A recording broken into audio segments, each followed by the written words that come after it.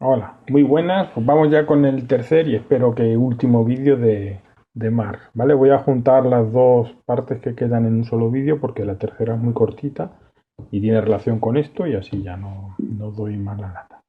Bueno, vamos con el humanismo marxista.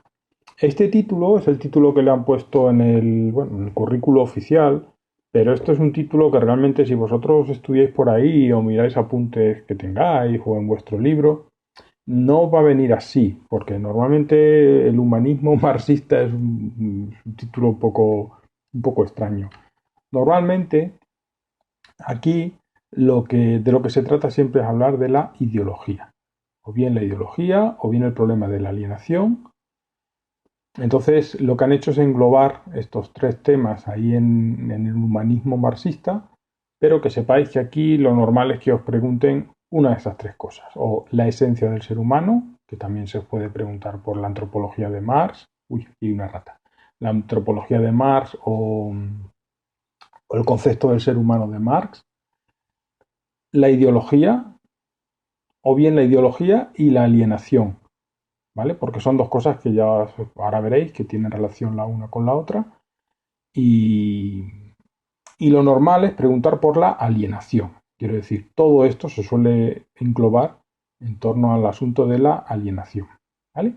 Pero bueno, yo lo explico tal y como lo tenéis previsto en el temario, llamándolo el humanismo marxista. Así es que, para no irme por las ramas e intentar no salirme del hilo, os digo que voy a explicar primero la esencia del ser humano, la idea que tiene Marx de cómo es el hombre, el ser humano, luego qué es la ideología y qué es la alienación y cuáles son sus tipos. Aunque aquí lo vamos a ver en una versión bastante reducida porque esto es un tema realmente bastante amplio, pero bueno, aquí vemos la versión pues sencilla y mínima para que os hagáis el paso, ¿vale?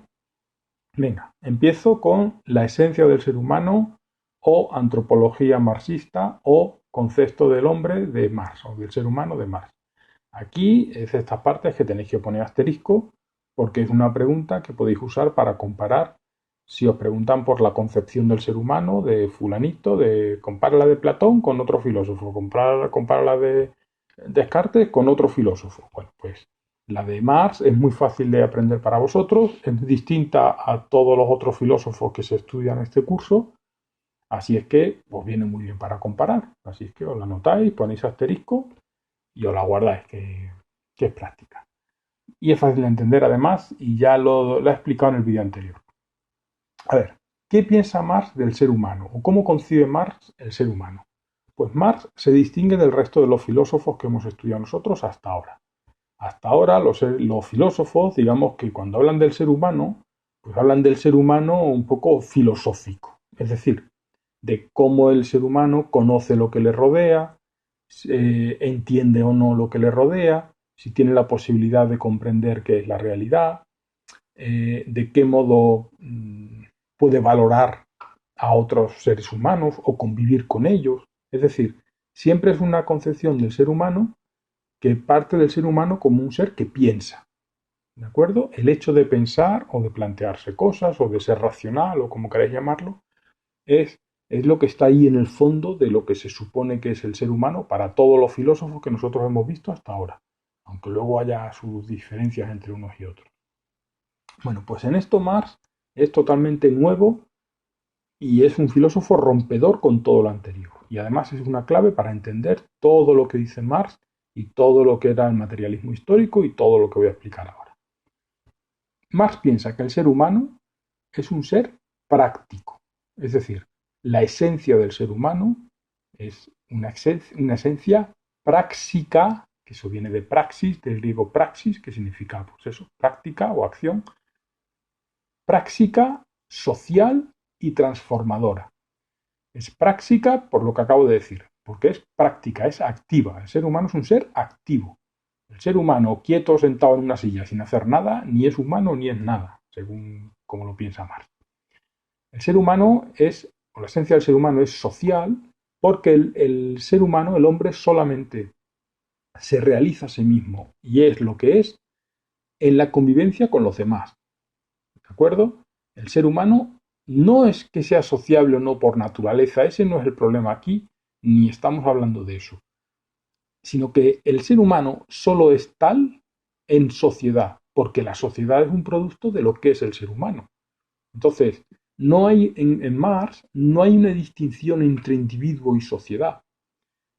Marx no quiere decir que los individuos tengamos que ser todos iguales o que la sociedad deba ser algo así como un hormiguero, ¿no? Donde hay unas funciones sociales y cada uno, que a veces da un poco esa sensación, ¿no? Cuando uno piensa en o lo que han sido, por ejemplo, algunos países comunistas o socialistas, y no es eso. No, Marx no dice que no tengamos cada uno nuestra vida espiritual y nuestra vida individual, que sí que la tenemos.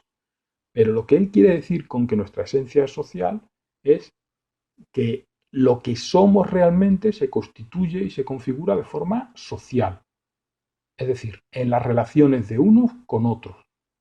Por ese motivo y por el hecho que acabo de decir antes de que somos seres activos y por lo que voy a decir ahora, de que somos seres que transformamos la realidad, por eso lo más importante es la economía, porque es el procedimiento o es el mecanismo, la producción, por el cual los seres humanos transforman la realidad de una forma social y además, pues, realizándose en ella. Y aquí ya el tercer adjetivo que nos queda de la esencia del ser humano, que es una esencia transformadora. O sea, el ser humano, para realizarse, para llegar a ser lo que tiene que ser, o lo que quiere ser, o lo que le debería querer ser, se puede decir de muchas maneras, tiene que transformar la realidad, en principio la naturaleza. ¿Vale? El mundo donde vive el ser humano, donde vivimos nosotros, es un mundo artificial. Es un mundo completamente construido. Es un mundo que va en contra de la naturaleza en el sentido de que es como que se lo hemos arrebatado a ella al transformarla. De hecho, mira, podéis pensar ahora, pues, como un ejemplo, ¿no? Para que apliquéis la filosofía a lo que vivimos. Ahora mismo que estamos todos confinados en casa con esto del coronavirus, pensadlo. ¿Cuál es el mecanismo que implementamos o que ponemos en marcha para luchar contra un enemigo natural? Pues el llevar lo artificial al extremo más absoluto, es decir, encerrarnos en casas que hemos hecho nosotros, consumir alimentos no frescos que hemos hecho nosotros, eh, reducir el contacto personal a lo virtual, a mecanismos virtuales telemáticos como esto que estoy yo haciendo, que hemos hecho nosotros. Fijaos, para, para luchar contra el virus lo que hacemos es llevar al extremo nuestra humanidad, lo que hemos llegado a conseguir como seres humanos. Y esto es un ejemplo muy bueno de lo que quiere decir Marx, de lo que quiere decir Marx, ¿no? Que él lo valora mucho en el ser humano, el hecho de ser capaces de transformar bueno, y de convertir un mundo que nos es hostil y para el que no estamos preparados como animales, porque estamos hechos de otra manera, ¿no? No tenemos cualidades, digamos, naturales, transformarlo para nosotros. Por eso, el ser humano, y esta es la conclusión de esto, se realiza en la transformación. ¿Y cómo se llama la transformación de la realidad que lleva a cabo un ser humano? Pues eso es el trabajo. Así es que el ser humano, dice Marx, se realiza a sí mismo trabajando. Solamente cuando trabajamos y cuando transformamos la realidad según como nosotros creemos que debemos hacerlo o sentimos que debemos hacerlo, solo así nos podemos realizar, solo así podemos ser verdaderamente humanos. Por eso, lo peor que puede sufrir un ser humano es ese concepto que no, creo que no está por aquí, no está en el esquema, pero da igual, hay que mencionarlo y es la explotación. Porque ¿qué es la explotación? La explotación es precisamente lo antihumano, es que alguien nos obliga a ser lo que no somos. O sea, alguien nos hace trabajar, que es lo que podemos hacer las personas, pero para él. Y solamente para su beneficio y no para nuestra propia realización. Entonces, resumiendo, la esencia del ser humano para Marx es una esencia práctica, social y transformadora. O sea, el ser humano se realiza en el trabajo. Veis que soy pesadito, le doy vuelta para que lo tengáis todo claro. Aquí voy a hacer un paréntesis. Me tenéis que perdonar porque yo nunca he hecho esto de explicarle aquí a una pantalla y es una cosa un poco extraña. Entonces yo tengo la sensación de que se me va un poco más de que a lo mejor os perdéis más que cuando explico en clase. Por eso sé que estoy repitiendo mucho las cosas. Sé que a lo mejor os hago gastar un poco más de tiempo, pero bueno, espero no. Ya sabéis que si os queda cualquier duda o me queréis decir cualquier cosa, mejor que lo pongáis abajo en los comentarios y así lo ve todo el mundo. Si es filosófica, si es personal, que os queréis meter con mi forma de explicar, pues al correo y ya veré cuánto punto bajo. Cierro paréntesis. Bueno, ¿ha quedado clara la esencia del ser humano? Esencia práctica, ¿vale? Por eso, todo lo que yo voy a explicar ahora, todo lo que sigue, tenéis que entender que es una especie, es la forma en la cual la sociedad capitalista burguesa combate esa esencia del ser humano, va en contra de ella. Por ese motivo, Marx lo denuncia. Todo lo que voy a explicar ahora consiste en la denuncia filosófica que hace Marx de la manera en que nuestra sociedad o la sociedad capitalista nos engaña y nos arrebata nuestra propia esencia. ¿Vale? Espero que lo entendáis. Bueno, vamos con el concepto de ideología. A ver, la ideología, ya lo expliqué en el vídeo anterior, lo dije así por encima, pero ahora lo aclaro como con más. La ideología no se refiere solo a lo que nosotros entendemos por ideología, que es la ideología política, ¿no? Ser de un partido, de otro, ser de izquierda, de derecha, defender lo público, lo privado. Ni tampoco se refiere a la moralidad o ser, por ejemplo, muy conservador o ser muy progre. Eso es parte de la ideología. En Marx, la ideología se refiere a lo que nosotros llamamos y estudiamos el año pasado como la cultura.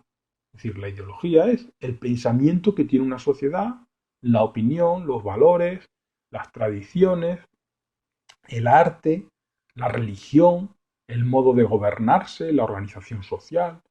Todas esas cosas forman la ideología. ¿Vale? La ideología es, ya os dije que era parte de la superestructura. La superestructura era ideología más sistema político y leyes, más o menos. Para que vosotros lo entendáis más complejo, pero bueno, para que vosotros lo entendáis. Entonces, ¿qué ocurre con la ideología? Pues lo que ocurre es que la mayoría de la gente en una sociedad tiene una ideología que no es la que le conviene. ¿Por qué? Pues porque la ideología que tiene la mayoría de la gente es la ideología que le conviene a la gente que está por encima, a la que gobierna o a la que manda sobre la infraestructura, es decir, los ricos, para que nos entendamos. ¿Vale? Marx lo que dice, repito, es que la ideología está determinada por las clases superiores o la clase superior, que lo que hace es generar un sistema de creencias y una forma de pensar que conviene que justifica y que conviene a sus principios y a sus formas de ser de la clase superior y de la infraestructura económica y de los dueños de los medios de producción, que es lo mismo, todo estas tres cosas. Y entonces lo que se hace es generar esa ideología y esa ideología nosotros la adaptamos de una forma automática. Es decir, la ideología es una cosa que uno no la elige, sino que uno nace y crece en ella. Entonces, todos tendemos a pensar que la forma de vida que tenemos es la mejor, que es la más adecuada o que debería conservarse, excepto en aquellas cosas extremas que nos vienen muy mal o que no nos gustan, ¿no? O que se vuelven en contra nuestra. Pero en general, por ejemplo, hoy en día, ¿quién se atrevería a decir o quién va a decir abiertamente que le parece mal la democracia? Pues no, a todos nos tiene que parecer súper bien la democracia, aun cuando sabemos que tiene defectos, aun cuando sabemos que se usa como refugio de gente corrupta, aun cuando sabemos que tiene limitaciones porque no representa realmente las ideas de la gente, sino que hay muchos mecanismos legales y formas de organizar el poder que no son lo que auténticamente sería la democracia, pero es algo que no podemos casi ni pensar. Personas nacidas o que viven en España en el siglo XXI, por su cabeza, incluso aunque ellos mismos caigan en la idea, por ejemplo, de que está mal la democracia, es como que nuestra misma mente genera rechazo hacia esa idea. No se puede pensar, no podemos pensar abiertamente eso. Lo mismo pasaba, por ejemplo, hace 50 años a vuestros abuelos. Para vuestros abuelos, para la mayoría de ellos, Es inconcebible, por ejemplo, el ser ateo, el no creer en Dios. Incluso aunque ellos no vayan a misa y pasen de todo y no se acuerden nunca de Dios, pero les costará horrores asumir que no son creyentes o decir que no son creyentes, aunque nunca piensen en Dios, repito. ¿Por qué? Pues porque están ideologizados. Es decir, ellos viven, igual que nosotros y todo el mundo, vivimos en una mentalidad y de esa mentalidad es muy difícil salir. Bueno, espero que os haya quedado claro lo que es la ideología porque es un concepto que hay que entender, ¿vale?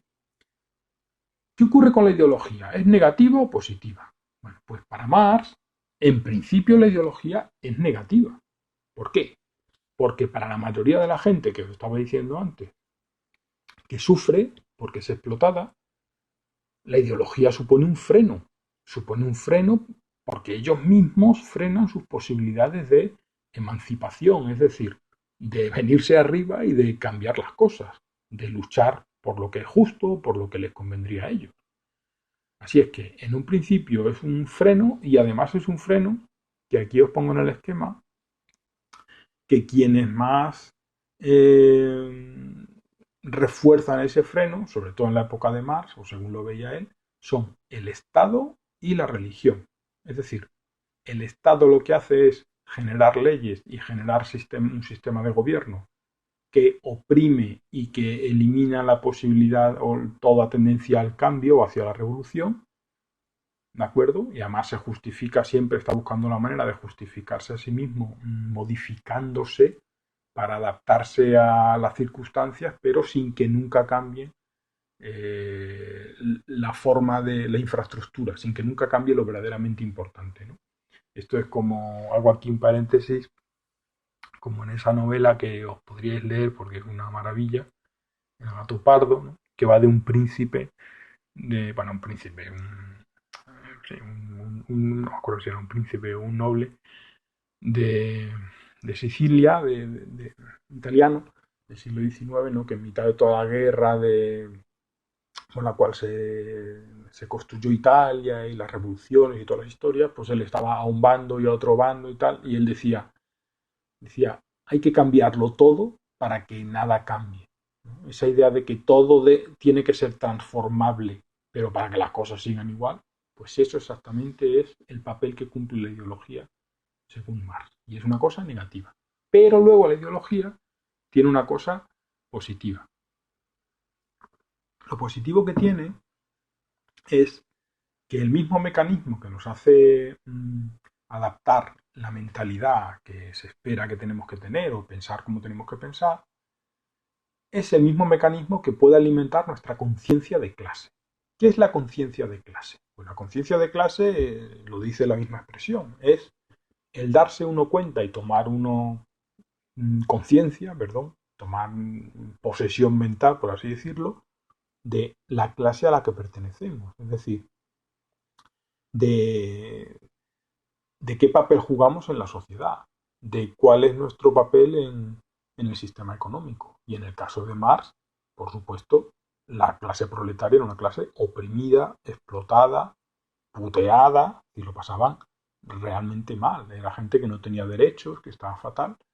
Entonces, Marx lo que piensa es que lo positivo de la ideología es que puede alimentar esa conciencia de clase porque si se convence a la gente, es decir, si mediante la propaganda, mediante que para eso es el manifiesto comunista, ¿no? Que se comentará luego, se comentaremos en clase al final cuando volvamos.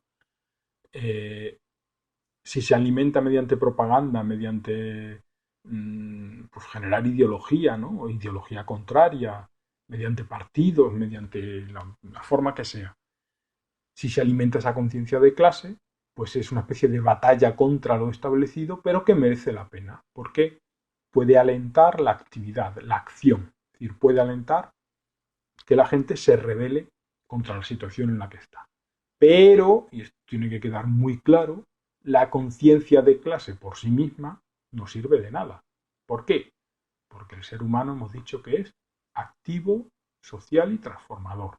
Es transformador. Entonces, la conciencia de clase el darse uno cuenta de lo explotado que está, que básicamente es eso, tiene que ir acompañado de una actividad transformadora. En el caso de Marx, luego lo veremos dentro de un rato, que esa actividad tiene que ser revolucionaria, ¿vale? Tiene que ser cambiar la sociedad. No vale compensar, no vale con darle la vuelta a la ideología imperante y transformarla con otros conceptos o convertirla en algo más bonito o quitar lo que menos nos gusta para intentar conservarlo. No, no, no. La conciencia de clase tiene que servir para empujar a la revolución, según Marx, ¿vale? De aquí viene, yo no me puedo meter en asuntos históricos porque si no me iría de tiempo y de temario y no quiero. Pero de aquí viene el conflicto grave que ha habido siempre e irresoluble y que nunca acabará de resolverse en la izquierda, ¿no? En los partidos y en la ideología de izquierda. Siempre en la izquierda hay una tendencia que tiende hacia querer cambiar las cosas dentro del sistema, que eso es la socialdemocracia, y luego otra tendencia que es a que el sistema hay que cambiarlo porque por sí mismo no funciona, que eso es el comunismo o el socialismo marxista. Entonces, de una u otra manera, con otras etiquetas, adaptados a cada situación de cada país en cada momento, pero esa lucha se ha dado siempre. Y básicamente es una lucha que tiene que ver con esto de la conciencia de clase. Es decir, ¿basta la conciencia por sí misma para activar dentro del sistema tal y como funciona, que se pongan en marcha ideas, digamos, más progresistas o más transformadoras? ¿O no vale la conciencia, sino que hay que pasar a la acción y hay que cambiar y eliminar el sistema? No eliminar, sino transformar totalmente el sistema que hay. Bueno, pues Marx piensa lo segundo, como ya os he dicho. Estoy repitiendo un poco, pero está bien, para que os quede bien claro. ¿De acuerdo? Vale, pues vamos con el tercer concepto, que es el concepto más importante. Lo normal que se pregunta cuando se os pregunta Marx en la EBAU, lo normal es que os pregunten o el materialismo histórico o la alienación. ¿Por qué la alienación? Para explicar la alienación tienes que explicar todo.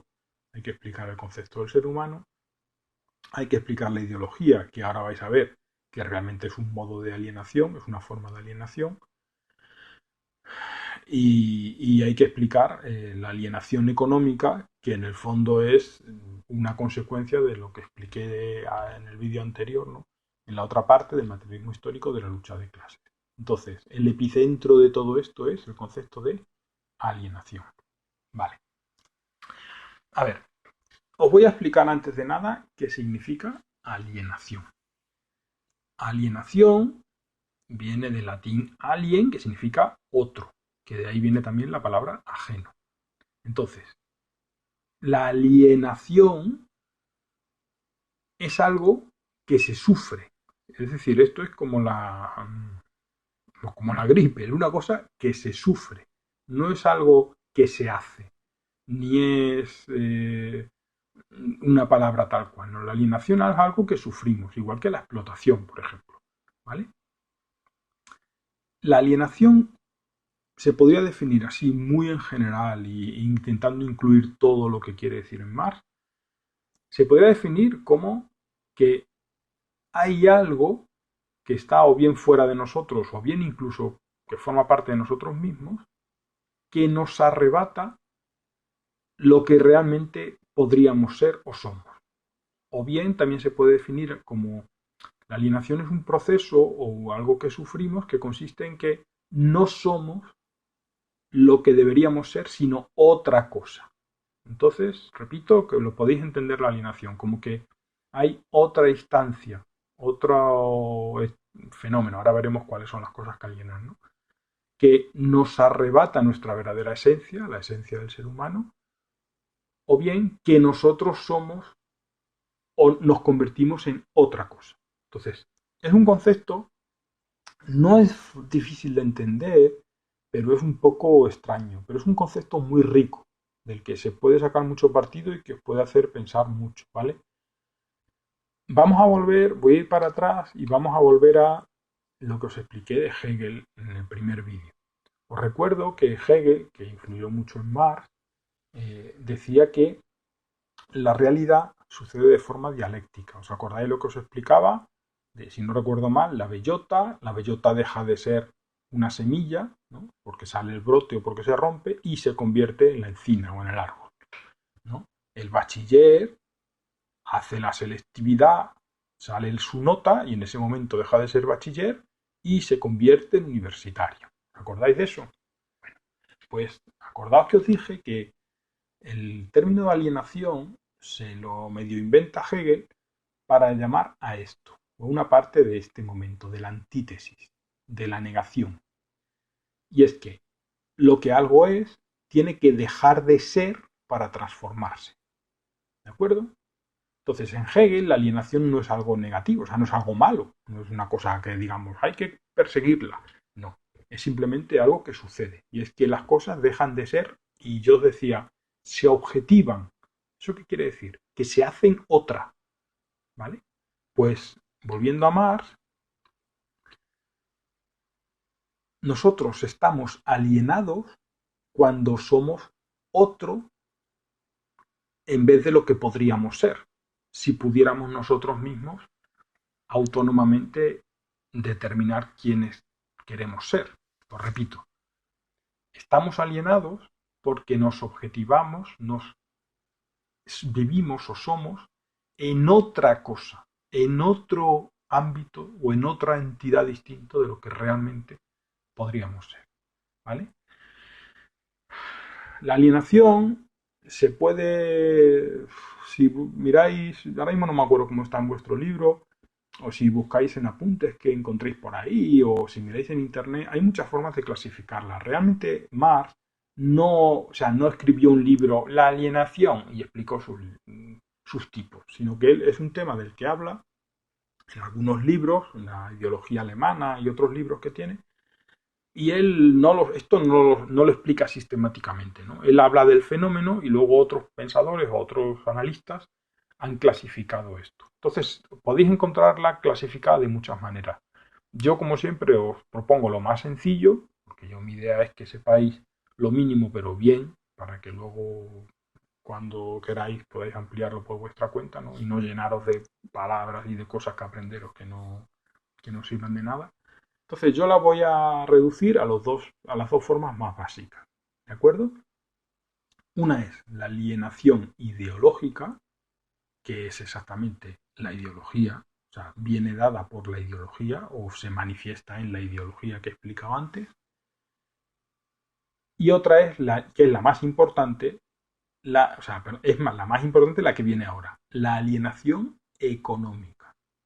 ¿De acuerdo? La alienación, repito, económica es la más importante. Voy a explicarlas un poco, las dos, y luego os explico por qué la alienación económica es más importante para Marx que la ideológica. Vamos con la ideológica. La alienación ideológica es la que se da, digamos, en el ámbito del pensamiento y de la ideología. Es el que nosotros nos creemos, es lo que explicaba antes, ¿no? La ideología. Nosotros nos creemos que vivimos en una realidad que tiene que ser así. Los valores que tenemos creemos que tienen que ser los mejores, la forma de estado en la que vivimos creemos que tiene que ser o puede ser la más conveniente, lo que pensamos que está bien o que está mal nos parece que es razonable, eh, aquello que incluso en el ámbito del arte, de la creación, de la música, pues todos tenemos un acuerdo parecido a qué es lo que chirría, lo que es feo y lo que no lo es, pues todo eso es alienación. Porque al estar entregados a eso, al estar ocupados en eso, por ejemplo, en querer estar guapos, entonces atendemos a unos cánones de belleza que son ideología pura, pura y dura en nuestra época, y gastamos nuestro tiempo libre y nuestro dinero, que nos cuesta mucho ganar, en estar guapos. ¿Por qué? Pues porque es un valor que nuestra sociedad dice que es súper importante. Bueno, pues eso es pura y dura alienación ideológica. ¿De acuerdo? La alienación ideológica se da, Marx habla de ella en varios ámbitos. Marx, por ejemplo, pues no va a hablar o no habla mucho de esto de que si queremos estar guapos o no, o de cómo tenemos el Instagram o no, porque eso es un tema que Marx, pues en su época no era prioritario. Él de lo que hablaba, por ejemplo, era mucho de la religión.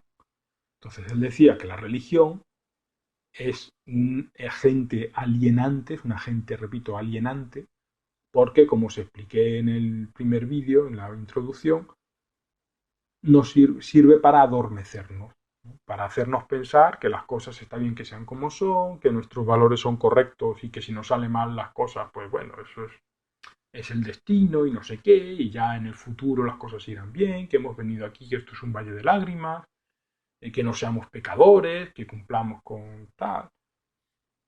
Luego, hay una alienación, por ejemplo, legal política, que esto quiere decir que las leyes y el Estado no existen para el bien de la comunidad, es decir, para el bien de todos, sino que existen y son los que son para el bien de quien tiene los medios de producción, o sea, de la clase dirigente, de la clase superior, ¿no? En este caso de los capitalistas industriales de la época de Marx. Y lo que piensa Marx es que todo el sistema, toda la organización está dispuesta de una manera en la que se nos convence que es la más adecuada, pero realmente está al servicio de lo que le conviene al sistema económico. Yo siempre pongo el ejemplo, a lo mejor esto no es para contarlo en YouTube porque queda un poco feo, pero es el ejemplo que yo pongo y vosotros lo entendéis perfectamente, ¿no? De por qué vosotros dais clase de filosofía. ¿Por qué? Porque la ley dice, porque hay que fomentar el espíritu crítico y crear una sociedad de alumnos responsables y que piensen mucho y quieran saber. Bueno, pues eso es la visión de las leyes. Esa es la versión de la ideología nuestra, de nuestra sociedad. Pero Marx, por ejemplo, podría decir, o un marxista podría decir, bueno, tú das filosofía porque hay profesores de filosofía.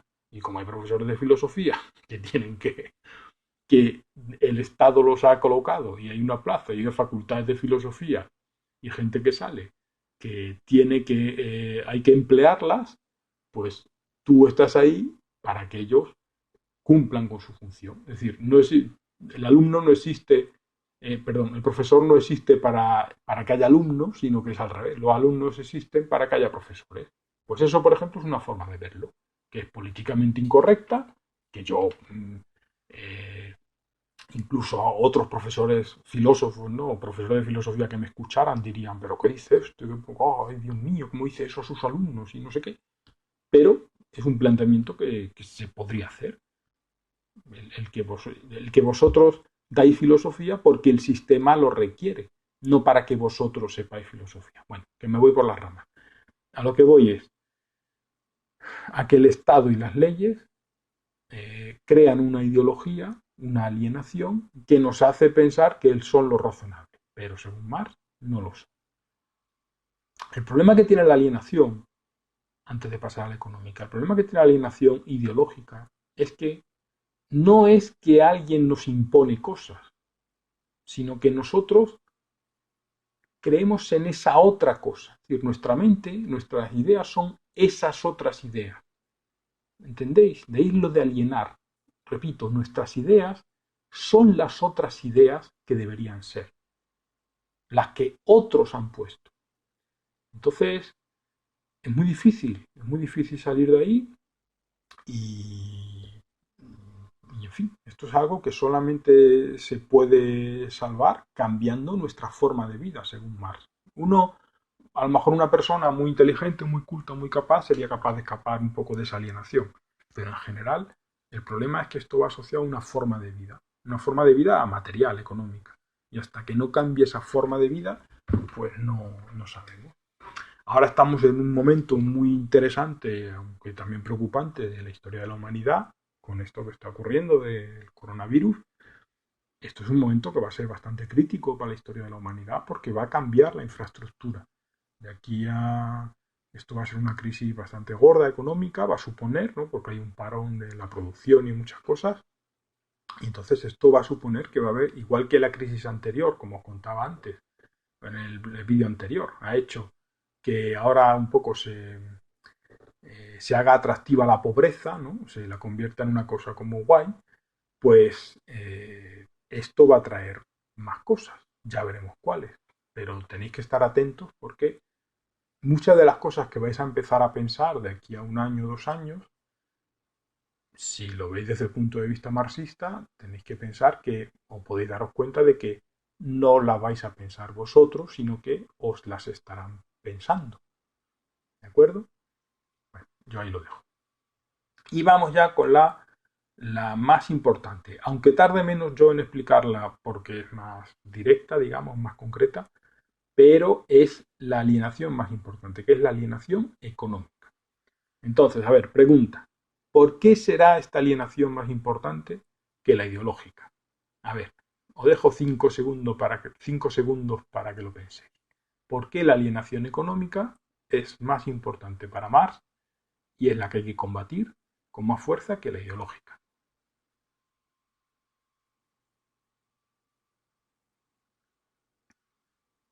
Y aprovecho para verte, que se me seca la boca.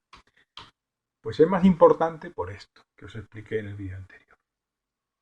Porque lo que piensa Marx es que la economía y todo el sistema económico mm, es el que determina cómo pensamos y quiénes somos, que eso es la superestructura. Por ese motivo, la alienación económica es la más importante o la que más hay que combatir porque es la alienación que realmente está en la raíz del sistema, que está en el medio productivo, en la infraestructura. ¿Cuál es la alienación económica? Pues es la que sufre el trabajador. ¿De acuerdo? El trabajador asalariado, en este caso los proletarios, en la época de Marx, están alienados. Es decir, cuando trabajan en un régimen de explotación, como lo hacen ellos, están alienados en el sentido de que ya no van, o sea, no trabajan para transformar mm, según su aspiración, ¿no? Sino que trabajan para otra cosa o dejan su trabajo y su esencia más básica del ser humano, que dijimos que era el transformar la realidad, la dejan en manos de otro que es el dueño de los medios de producción, es decir, el dueño de donde ellos trabajan, para que lo entendáis. Entonces, ¿qué ocurre ahí? ¿Cómo se produce esa alienación en el proceso de producción, en el trabajo? Pues es una alienación que se produce respecto a estas cosas que os tengo aquí puestas y algunas más que no os quería poneros para no liaros. Es respecto al producto, porque producimos cosas, pensad en una fábrica, ¿no? Que es lo que Marx tiene en la cabeza, producimos cosas que nosotros no consumimos ni disfrutamos. Pero no solo eso, sino que no sabemos a veces ni lo que son.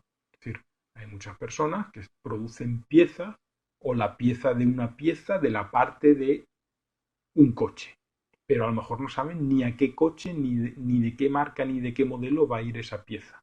O a lo mejor es una pieza que ni ellos mismos saben explicar para qué es. Esto sucede. Mucha gente trabaja y trabaja en un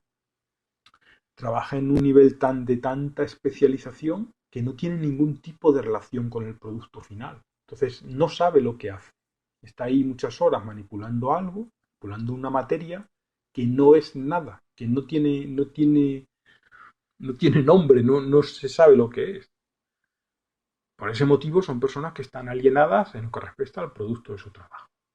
Luego, están alienados, lo he puesto aquí respecto a los compañeros, bueno, técnicamente habría que decir en el ámbito de las relaciones de producción. Eso sería la forma de decirlo de más seria, digamos. Yo he puesto a los compañeros para que lo entendáis, pero es eso.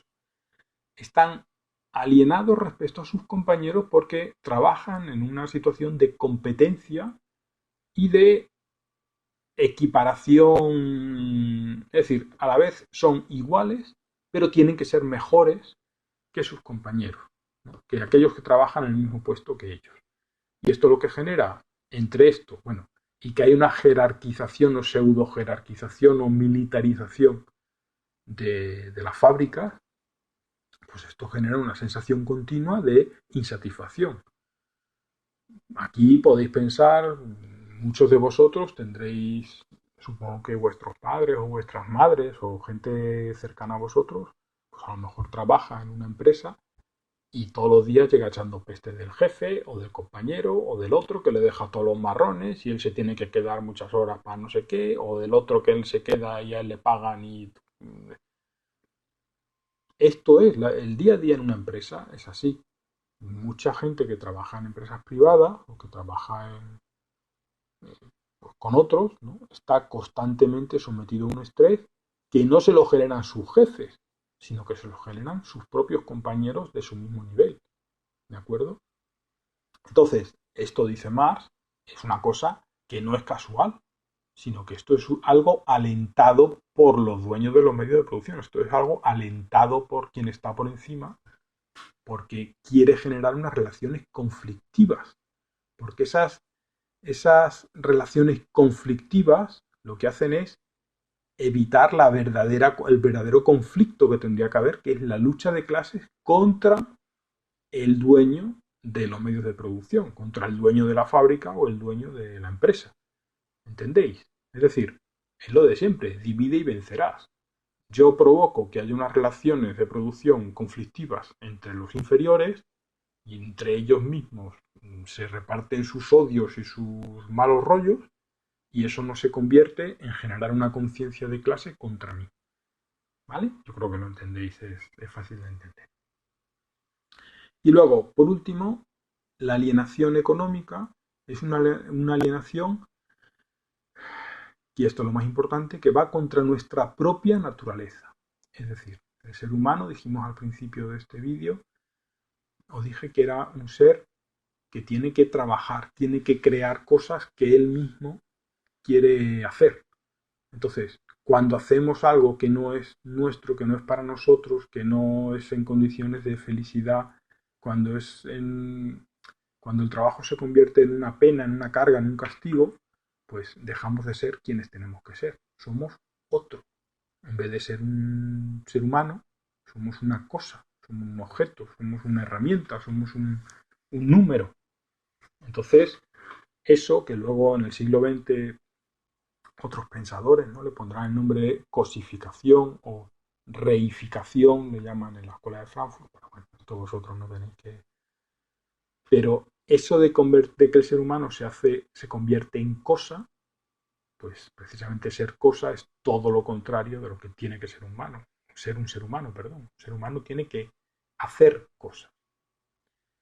Para entender esto de la alienación económica, yo siempre pongo un ejemplo que en clase, que yo creo que vosotros lo podéis reconocer muy bien. Todos vosotros, muchos de vosotros tendréis un padre con un pequeño negocio, o padre o madre, o tenéis algún abuelo con un olivar o con una finca, o tenéis alguien en la familia o conocéis a alguien que tenga ganado, por ejemplo. Es decir, esas personas que trabajan para sí mismos, autónomos o personas que tienen pequeñas propiedades o que son dueños de una empresa, son personas a las que no les importa dedicar, y algunos lo veréis en casa, si estáis en ese caso que yo he dicho, no les importa dedicar al día 10, 12, 15 horas, las que sea, lo que haga falta. Y viven para eso. Sí. El tío que tiene un olivar o varios olivares y vive de sus olivos, o vive de sus fincas, o vive de sus vacas, vive para las vacas. Y conoce a todas y sabe dónde están y que a una se le ha puesto un ojo rojo y que hay un olivo que le ha salido una roncha en no sé dónde, que lo saben todo. ¿Por qué? Porque están realizados en eso que hacen. Son personas que no sufren de esta alienación. Sufren otros tipos de alienación, pero eso no voy a entrar yo en eso, ¿no?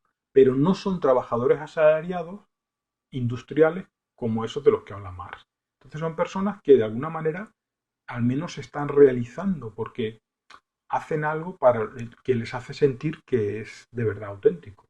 Sin embargo, las personas que son empleadas asalariadas que les pagan un sueldo por hacer una función rutinaria, una tarea todos los días lo mismo, que no van, que ellos no disfrutan del producto final, ni tienen ninguna recompensa más allá del sueldo, ni nada, pues son personas que cuando llegan a casa, pues lo único que pueden hacer es o despotricar del jefe o de los compañeros, o ponerse a hacer otra cosa cualquiera y desconectar. No quieren tener relación con aquello que hacen. Y es porque eso que hacen les aliena, es decir, están 8, 9 o 10 horas en un sitio haciendo cosas mientras ellos no son ellos, sino que son una herramienta para hacer esas cosas. ¿Vale? Espero que haya quedado claro, lo he dicho de varias maneras, pero espero que haya quedado bastante claro esto de la alienación. En la lista de reproducción de YouTube, donde estoy colgando estos vídeos, ¿vale? Aquí estará el que estoy haciendo ahora. Bueno, aparte de tener algún vídeo que explica así el de los muñequitos y no sé qué, que podéis usarlos pues para reforzar un poco, para entender algo mejor. Luego a ver si encuentro el de la manita o alguno que os venga bien. Son muy interesantes para entender lo que es la alienación.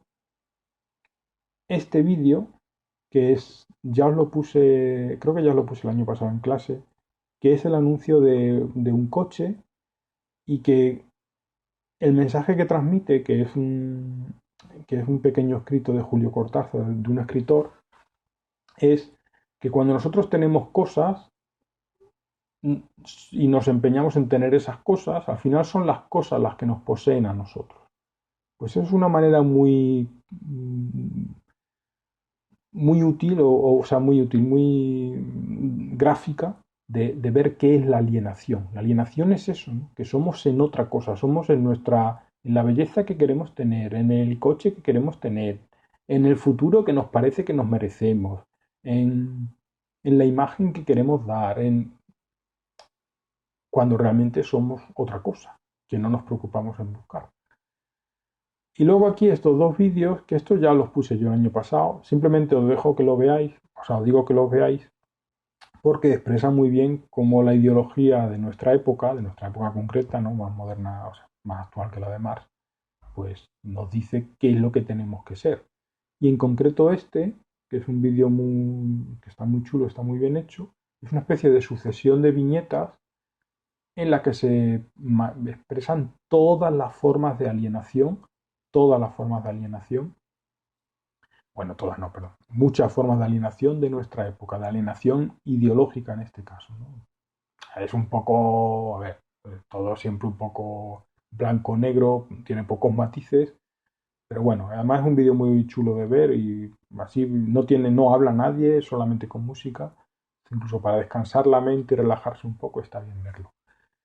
Y luego este de El rostro de Dios es un fragmento de una película que se llama Network, y os voy a explicar de qué va porque esto viene bien para que entendáis tanto la alienación como el materialismo histórico, ¿vale?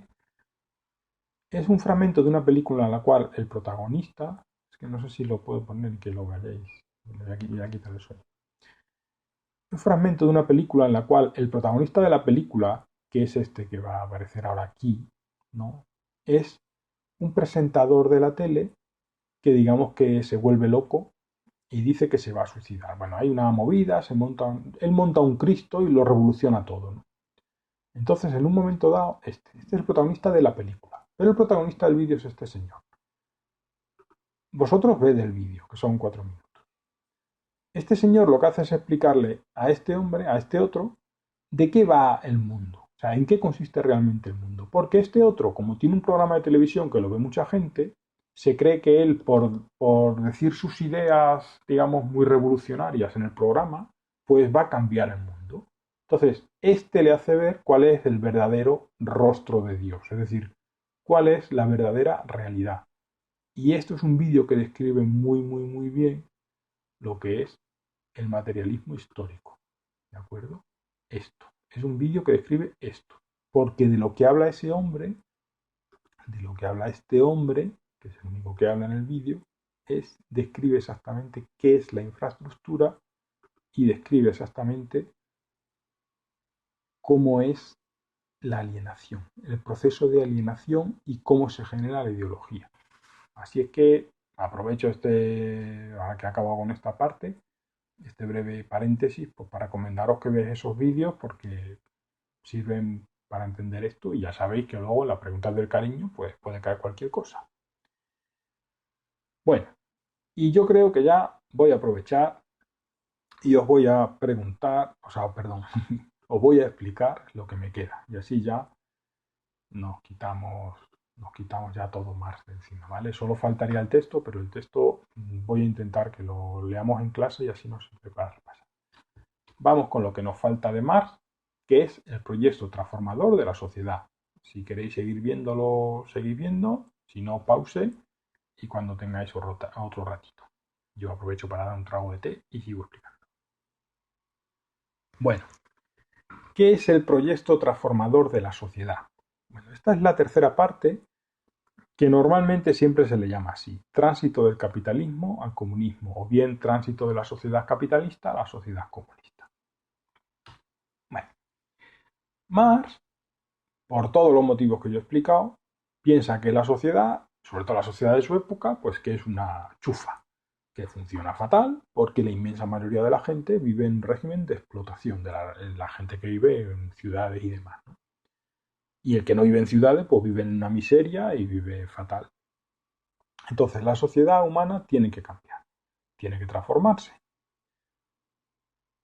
Marx decía que esa transformación tiene que conducir a, a una sociedad comunista, ¿vale? Que Marx realmente no usaba la expresión sociedad comunista, sino él hablaba de sociedad justa, es la expresión que él usaba. Y esa sociedad justa tiene que consistir en que los medios de producción, es decir, aquello que genera la riqueza y que genera los productos y los bienes, no pueden ser de nadie, tienen que ser de todos, en común. De ahí viene lo de comunismo, ¿de acuerdo? Repito, la finalidad de todo el proyecto transformador, que este camino que yo voy a explicar, este recorrido, es llegar a una sociedad justa, como lo llama Marx, en la cual los medios de producción sean comunes, sean de todos. Y además sería una sociedad en la que incluso podría no tener que haber Estado, porque se entiende que tendría unos ciudadanos emancipados, es decir, que pueden pensar por sí mismos, que ya no están alienados y que por tanto pues pueden autogestionarse, ¿no? Más o menos, para que nos lo entendamos. Vale, pues voy a empezar a contarlo, pero antes de nada tenéis que hacer una reflexión. Nosotros siempre que escuchamos hablar de comunismo, de revolución y tal, nos acordamos de estas escenas. O vosotros las reconocéis, o todo el mundo las asocia a estas escenas que estamos viendo aquí de la Unión Soviética. Porque la Unión Soviética ha sido el mayor experimento socialista o comunista que ha habido nunca en la historia. Aparte de otros varios que hay, como China, como Cuba, Corea del Norte, bueno, y otros muchos, ¿no? Pero hay una cosa que tenéis que tener muy clara. Marx murió en 1883 y la Revolución Rusa, como todos sabéis, la que triunfó fue en 1917, es decir, 30 y pico años después de morir Marx. Marx, cuando hablaba de una revolución, él no pensaba en lo que fue la Revolución Rusa, porque Marx decía, y ahora con esto ya empiezo a contar la teoría, que la revolución tiene que darse en un país industrial, en un país industrializado. ¿Por qué? Pues a ver, pensarlo. ¿Por qué tendrá que darse la revolución para que funcione? ¿Por qué tiene que ser en un país industrializado? Es decir, en su época él pensaba en Alemania, en Inglaterra, en Francia, si acaso, y poco más. ¿Por qué? Pues por lo siguiente. Porque la revolución en lo que tiene que consistir es, como la mayoría de la gente tiene una conciencia de clase, es decir, piensa que las cosas están bien como están, la revolución siempre la va a empezar una minoría, que es la minoría que de verdad esté convencida pues de sus ideales comunistas o revolucionarios o los que sea. Entonces, la revolución tiene que consistir en que lo más rápidamente posible, y si es necesario, que será necesario, de forma violenta y taxativa y lo más eficiente posible, los proletarios o el partido que les representa o la fuerza revolucionaria se tiene que adueñar de los medios de producción. Es decir, la revolución tiene que consistir en eliminar, quitar de en medio, vamos a decir para que no suene chungo, pero bueno, Es así, eliminar, quitar de en medio a los dueños de los medios de producción, o sea, eliminar a la clase dirigente, a los burgueses, y tomar el poder los proletarios de esos medios de producción. ¿Por qué tiene que ser en una sociedad industrializada? Pues porque en las sociedades industrializadas, en las industrias, se genera mucha riqueza de una forma muy eficiente. Entonces, si haces una revolución y quieres que el mundo no se venga abajo, por así decirlo, es decir, que no se pare la producción, que la economía no se pare, como va a pasar ahora un poco, por ejemplo, por esto del coronavirus, y vais a ver que el año que viene esto se va a notar en muchos recortes y muchas cosas, acordad de lo que os digo. Bueno, para que no ocurra eso, la revolución tiene que ser rápida para que la maquinaria siga funcionando, es decir, la economía tiene que seguir funcionando. Lo que cambia son la propiedad o en manos de quién está esa economía. ¿Lo entendéis? Por ese motivo, Marx dijo, y además que lo dijo él literalmente varias veces, que no debía ser en Rusia. Porque en la época de Marx, Rusia, os acordaos que era el imperio de los zares, un imperio que era prácticamente feudal, era un país con prácticamente cero industria. Allí no se producía nada, nada más que de sector primario. Entonces, lo que pensaba Marx es que Rusia era el lugar más inadecuado del mundo para hacer una revolución, porque era inmenso, porque no estaban localizados los centros de producción, porque la gente estaba dispersa, porque la mayoría de la gente era analfabeta, no había educación, no había manera de crear una conciencia de clase, es decir, de crear, de ideologizar a la clase revolucionaria, etcétera. Pero lo que es la vida, ¿no? Pues 30 y pico años después de morir Marx, resulta que la única revolución que triunfa de una manera mmm, histórica, pero a la vez que histórica costó trabajo. Ya sabéis que costó una guerra civil, ¿eh? Que fue una revolución que no fue de un día para otro, ni mucho menos, pues fue la Revolución Rusa. Entonces, para ilustraros un poco este temita, os he puesto aquí tres estampas de Lenin que representan un poco los tres momentos de este proyecto transformador. El primer momento ya lo he explicado, que es la revolución. Bueno, se gana la revolución, se elimina a las clases dirigentes, como queráis llamarlo, ¿no? Se toma el poder. ¿Qué hay que hacer? Bueno, pues a ver, lo fácil es decir, bueno, pues hacemos la revolución, tomamos el poder y venga, convocamos elecciones que como hemos ganado y los obreros son más, pues seguro que ganamos las elecciones. No, no, no, no. Eso es cosa, diría más, de socialdemócratas y eso así no es. Si llegamos y convocamos elecciones, como la mayoría de la gente, o algo parecido, como la mayoría de la gente está ideologizada y está alienada, la gente cree que vive en el mejor sistema, o en un sistema al menos que es el menos malo.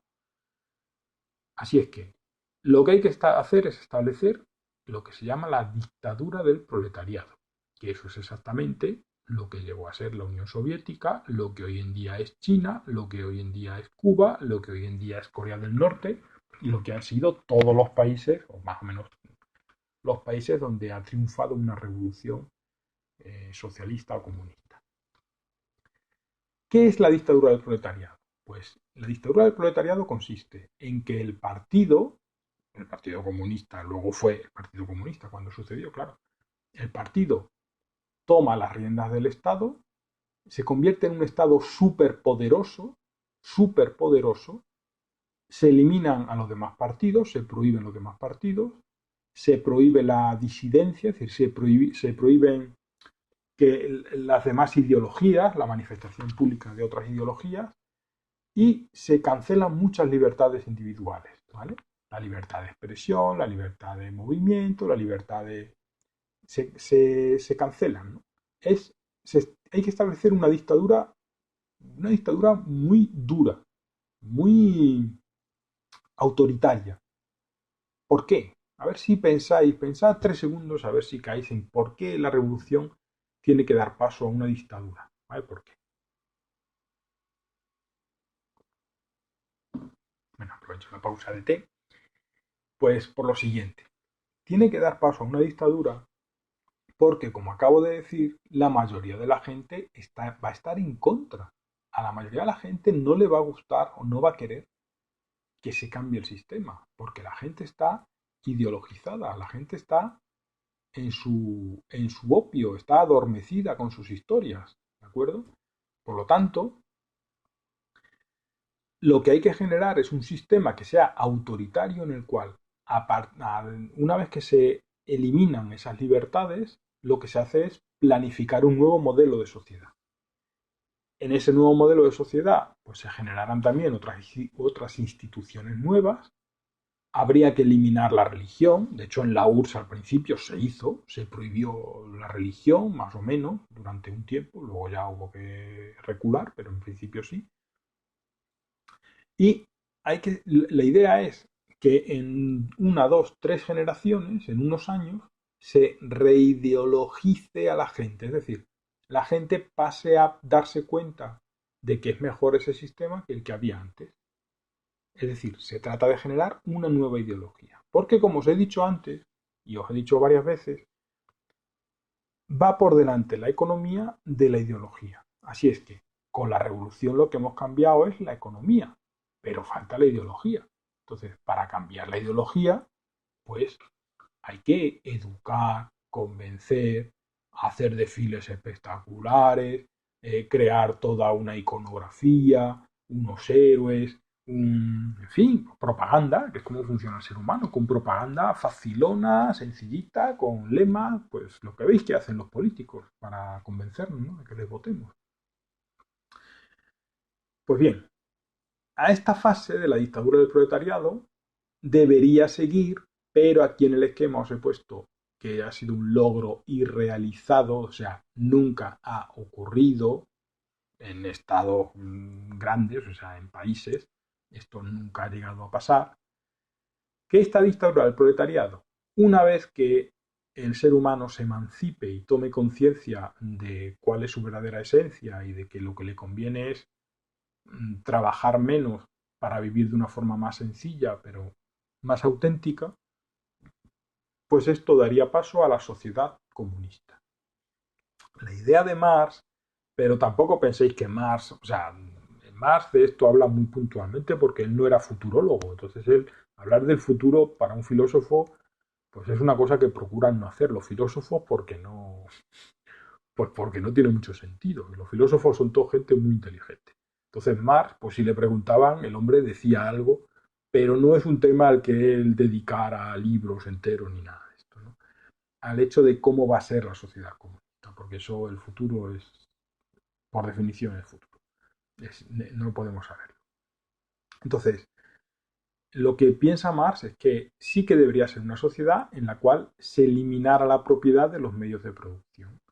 En la dictadura del proletariado, los medios de producción, por supuesto, quedan en manos del partido y de los comisarios que nombre el partido, es decir, como una especie de jefes políticos, ¿no?, que gobierne cada empresa o cada fábrica. Eso en la sociedad comunista se eliminaría y la propiedad de esos medios pasaría a ser colectiva. ¿De acuerdo? Digamos algo así como que, para que lo entendáis, es como si el país se convirtiera todo él en una especie de inmensa cooperativa. Pero bueno, la idea es que en ese sistema cada uno se educaría, digamos, de una forma correcta, no alienante, entonces sabría qué es lo que quiere ser, sabría qué es lo que sabe hacer, y eso permitiría que trabajáramos muchas menos horas, a lo mejor 4 o 5 horas serían bastantes para producir la riqueza necesaria, ¿no?, para que podamos vivir con dignidad y llevar una vida adecuada, y el resto del tiempo pues lo dediquemos a cultivarnos como seres humanos, lo dediquemos a la cultura, lo dediquemos al amor, lo dediquemos pues a esas cosas maravillosas que sabemos hacer los seres humanos cuando tenemos tiempo libre y no somos idiotas, ¿no? ¿En qué consiste la sociedad comunista, pues, o el comunismo? Pues Marx empleaba este lema, que es un lema que por sí mismo pues lo aclara, ¿no? A cada uno hay que darle, se entiende, o hay que proporcionarle, según su necesidad, de cada uno podemos exigir o podemos pedir según su capacidad. Es decir, cada uno de nosotros trabajaría por el bien de satisfacer las necesidades de todos. Eso sería el comunismo. Pero esta situación donde además desaparecería el Estado, que eso no lo he mencionado, pero también va en el paquete, en el lote. Esto no se ha dado nunca. Y es un hecho que, teniendo en cuenta cómo es el ser humano, pues en fin, esto es una cosa personal mía, pero siendo como es el ser humano, lo normal es que cuando tú tienes, como ya decía Platón, cuando tú pones a gente y le das un poder omnímodo, es decir, pones a gente con un poder autoritario, pues no van a abandonar ese poder. Y ese poder va a quedar para sus hijos, para sus cercanos, para sus hermanos, para la gente del partido. Entonces, no, la historia nos ha demostrado que el ser humano no está dispuesto a abandonar el poder. Y por ese motivo, ninguna dictadura del proletariado, es decir, ningún país socialista ha abandonado nunca ha dado el paso hacia la sociedad comunista, que por otra parte pues es una sociedad utópica que el mismo Marx, ya os insisto en que tampoco tenía el claro que esto fuera realizable, ¿no? Marx realmente, aunque esto se explique siempre así, diciendo que esto acabaría en una sociedad comunista, pero Marx realmente lo que quiere es que el ser humano viva con dignidad. O sea, la idea es que tiene que vivir con dignidad. El régimen político, el régimen social, pues hay que transformarlo, pero hay que transformarlo para que se creen condiciones de dignidad, para que el hombre no viva explotando al hombre, para que el ser humano no viva del sufrimiento de otros seres humanos. Este es el camino que su filosofía o su ideología comunista proponía, este tránsito hasta un sitio que nunca se ha llegado a él, que es la sociedad comunista, pero repito y tenerlo presente, ¿no? Que Marx no era un ingenuo, no era un tontucio y no era un hombre que él pensara que íbamos a vivir todos en una Arcadia hippie en la que cual trabajamos 3 horas y tenemos de todo ni nada. ¿De acuerdo? Pensad que Marx, por lo que luchó siempre, por lo que luchaba era por la dignidad del ser humano y porque cada uno pudiéramos llegar a ser lo que queremos o tenemos que ser. ¿Vale? Para ilustrar esto, he puesto aquí a Lenin, porque pasa un poco por las 3 fases, ¿no? de lo que es esto. Primero la fase revolucionaria, en este cuadro que representa pues, los discursos que daba él al principio de la revolución, de los que hay varias fotos, como es un personaje que alienta la revolución, que alienta el cambio y que lleva tras de sí al partido, ahí veis las banderitas rojas y demás y cual. Y una vez que se alcanza la dictadura del proletariado, pues ya sabéis, porque lo habréis estudiado en historia, que Lenin murió al poco tiempo de empezar la Unión Soviética, en el año 24, si igual me confundo, pero creo que el 24 o el 25, ¿no? Cuando murió. Y luego tomó el poder Stalin y este sí que hizo una dictadura guapa, bien, una dictadura, lo que es una dictadura auténtica, ¿no? Y veis que lo que tenía que ser un paraíso socialista, pues no, pues realmente consistió en un país que también tenía sus cosas buenas, pero que era, pues eso, una dictadura militarizada donde se planificó la economía y donde mucha gente pues lo pasó muy mal durante mucho tiempo. Y luego, lo que debía haber sido el tránsito hacia una sociedad emancipada, liberadora, comunista, etcétera, etcétera, pues no se ha dado, no existió, la Unión Soviética se derrumbó, los países comunistas que quedan o bien se han convertido a una especie de, como es China, ¿no? Una especie de comunismo en lo político, capitalismo radical en lo económico que no tiene nada que ver, desde luego, con lo que pensaba Marx, aunque en el fondo estén ahí sus ideas y sus símbolos y sus historias. Y el pensamiento revolucionario, digamos, más cercano a Marx, que es un poco el leninismo, que Lenin también era un pensador importante y tenía sus reflexiones filosóficas y demás, pues ha acabado en esto, en lo que es la figura de la momia de Lenin, que como sabéis está expuesta en Moscú y es la principal atracción turística de la ciudad. Y en eso ha quedado la revolución socialista. Pero veis que el brazo sigue ahí. En alto no, porque se tendrían que apuntalar, pero bueno, ahí sigue con el puño cerrado. Y nada, con esto me despido. Mm, tenéis mucho material, o sea, tenéis todo un tema para coger apuntes tranquilamente.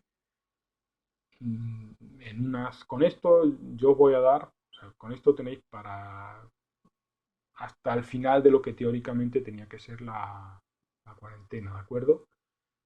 Si vamos al final si tampoco hay, que no va a haber, pienso yo, clase la última semana antes de Semana Santa, pues quizá en esa semana os mande el vídeo o los vídeos de Nietzsche, ¿de acuerdo? Y luego a la vuelta de Semana Santa, pues ya hablamos de lo que sea. Y por lo demás, pues nada, que estéis todos muy bien y que lo llevéis con tranquilidad y que un beso para todos y nos vemos.